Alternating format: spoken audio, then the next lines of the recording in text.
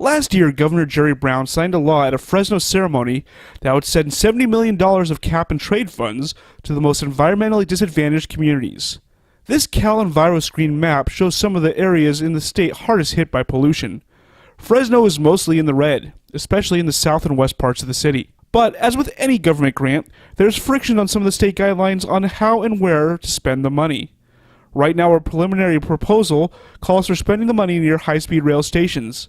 Just last month, Fresno Mayor Lee Brand felt that money is coming downtown. Last year, we were able to secure a $70 million grant on cap and trade, the largest single grant ever by the City of Fresno, and that money will primarily be spent downtown.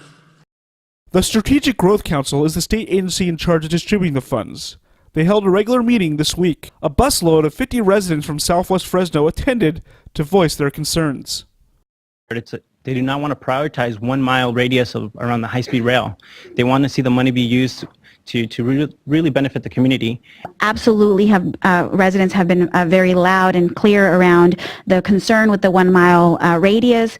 Not necessarily that we don't support high-speed rail, but really making sure that the 1 mile radius currently would not allow us to reach Southwest Fresno.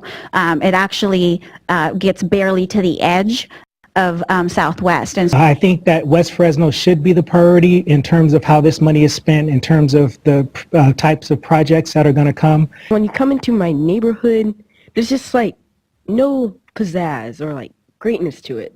Because, for example, there's no sidewalks and there's bad air pollution and sometimes just low quality living situations. A second round of guidelines is due out in May. A final proposal may be ready by the end of the summer. David Taub, GWIRE.